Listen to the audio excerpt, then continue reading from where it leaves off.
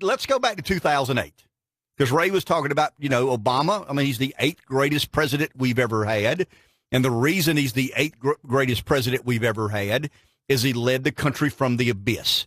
He's right. We were hemorrhaging about 800,000 jobs per month. I mean, the world was blowing up. I mean, there was financial calamity everywhere. But in October of 2008 is when the Emergency Economic Stabilization Act. Now, embedded in that Emergency Economic Stabilization Act, I like the way it's called a bailout. Mm-hmm. I mean, it's called, we're taking other people's money and bailing you out. But in Washington, with the ruling class and their creativity, they call it the Emergency Economic Stabilization Act of 2008. It was signed into law by President George W. Bush.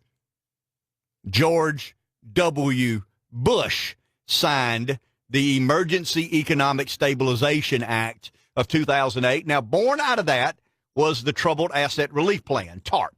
That was kind of proposed by Hank Paulson, who was Treasury Secretary and a former CEO of who? Of Goldman Sachs. So there's the revolving door. Well, here's what happened.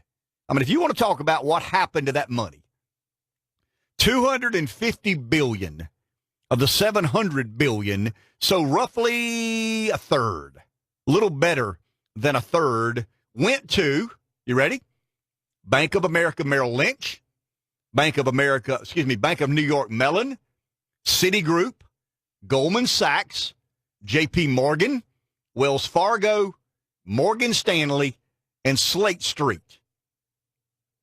So the $700 billion TARP fund, over a third of it went to, I mean, can you say the rich get richer?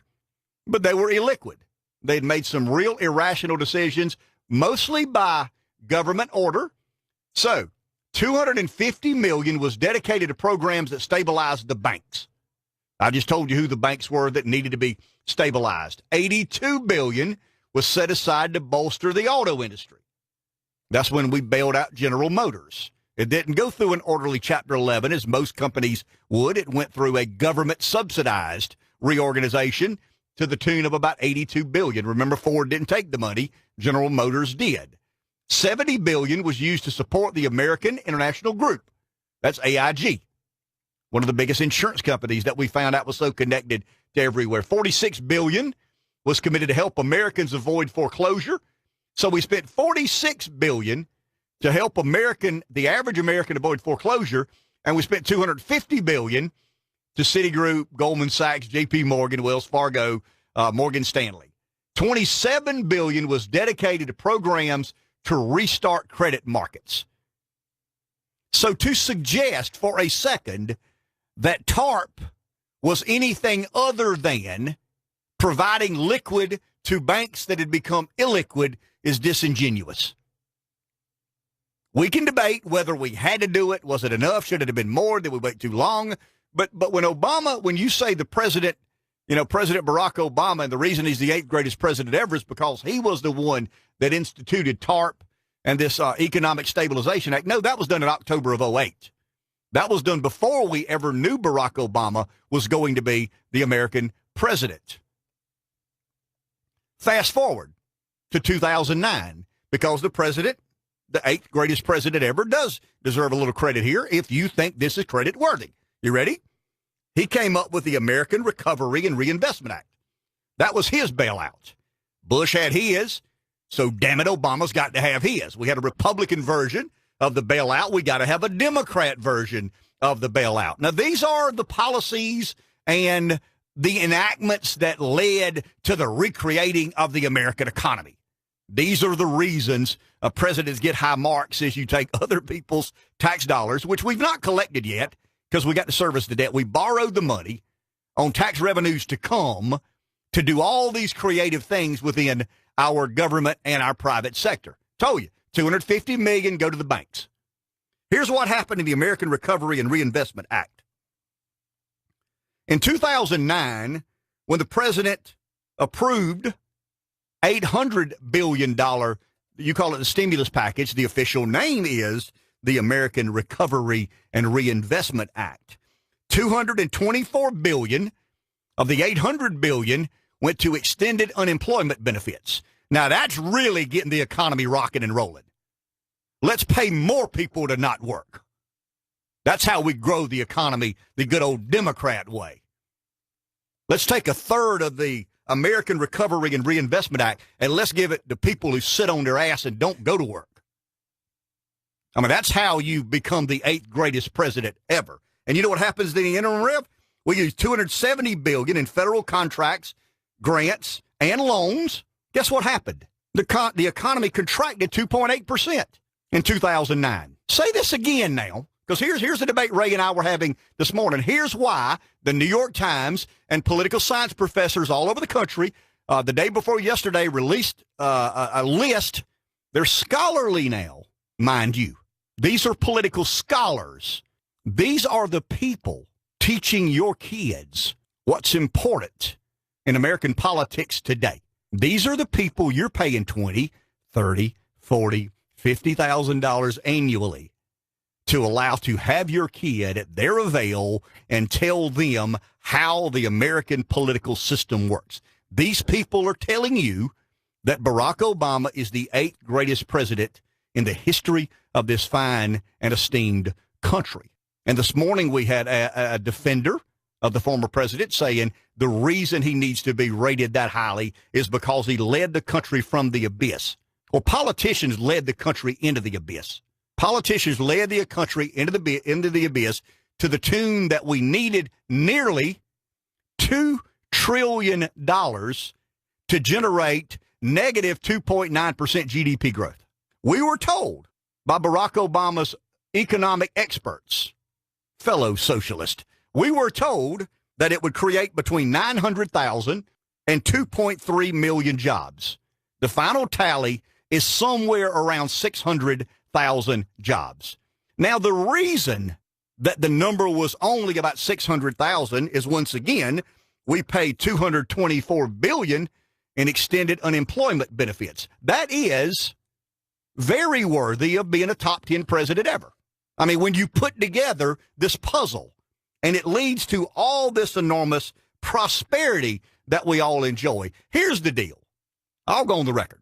George W. Bush sucked as an American president. The only person in my lifetime that sucked worse at the job was Barack Obama. And I think there's indisputable proof in some of these dissertations I've just gone over. And you talk about unemployment, we talk about GDP growth, we talk about, well, you don't understand. I mean, we were in dire straits at the time. Why were we in dire straits? And here's what I've never understood on behalf of the American public. If you believe that politicians created this mess, this absolute $20 trillion in debt, we can't get out of our own way, we can't control spending, nothing works, someone calls the FBI is asleep at the switch, some deranged young person goes in and slaughters 17 innocent kids.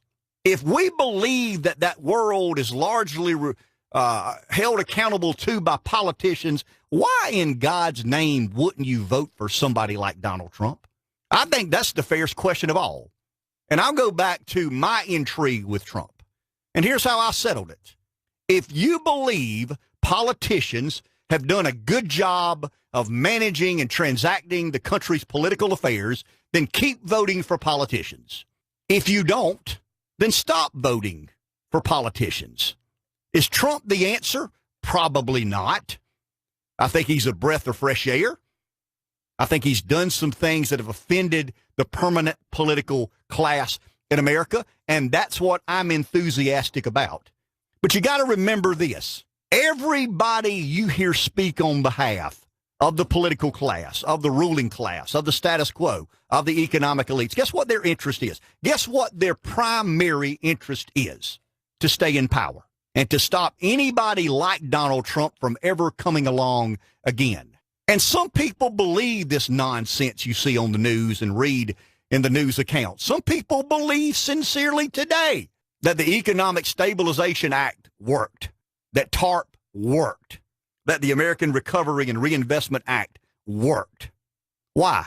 Because the people telling you the details of this story spin it in a way that allows for them to continue to assume a role of leadership and power and influence in this world that is so chaotic and out of control, and that is our permanent political class. I was reading an article on January 5th, 2018. A person close to Nicholas Cruz contacted the FBI's public access line. He wanted to report concerns about this guy named Nicholas Cruz. The caller provided information about Cruz's gun ownership, his desire to kill people, his erratic behavior, his disturbing social media post, as well as the potential of him conducting, here we go, a school shooting. Very specific in the reporting to the FBI, an anonymous tip about somebody who had grave concerns. There it is.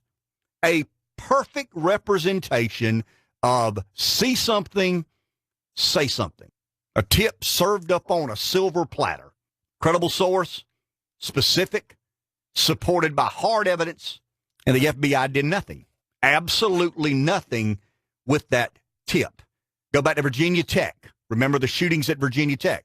The FBI was tipped off on this person that they may be a threat to other individuals. The Orlando nightclub shooter. There's fairly hard and circumstantial evidence now to show that the FBI was made aware that this person could be a threat to society and could be motivated to kill innocent people. The Fort Hood shooters' communications with this Al-Qaeda cleric were known by the FBI, and they took no immediate or meaningful actions. Here's what I'm saying. It's time for the American people to face a fact, a truth, and a reality. With very few exceptions, our government is not competent. They have demonstrated time after time after time after time their incompetence. It is a permanent class of bureaucrats and civil servants who, I guess, Rev, to some degree have worked for multiple presidents, multiple administrations. They work within these bureaucracies that are designed from the ground up to be insulated from effective accountability and discipline. I believe that. The big mistake we, the American public, have made, and all of us have been guilty of this, you believe they're the smart people. You believe that they have their hands on the pulse of what's going on in America better than anybody, because you see somebody like David Gergen on CNN, Rev, and he's standing in front of a podium that has the Kennedy Harvard School of Business, and you believe because of that you can trust him. This guy's responsible. This guy's smart. And that is the great failure of the American public, is believing in any way, shape, or form that these people are different. They are different. I'm going to tell you how they're different. They're more committed to the maintaining of that permanent ruling class than they are your safety or security. Do I believe the FBI is incredibly upset and distraught over what happened in Florida? Sure they are. Humanistically speaking, they would have to be. The majority of those people are parents. Their heart probably breaks as much as ours does. But every time we have given the federal government to do the competent, responsible thing, guess what, Rev? They fail to. And USA Today, several years ago, probably 5 or 6 years ago, and I dug it up last night. I found it in some of the show prep I was doing. It will blow your mind how few bureaucrats are held accountable. And if you want to really transform the way we govern this country, let's all of us, Democrats and Republicans, agree we suck at it right now. And let's come up with something called the Bureaucrat Accountability Act. And when you drop the ball, guess what? You're treated like you're on the private sector. You get fired.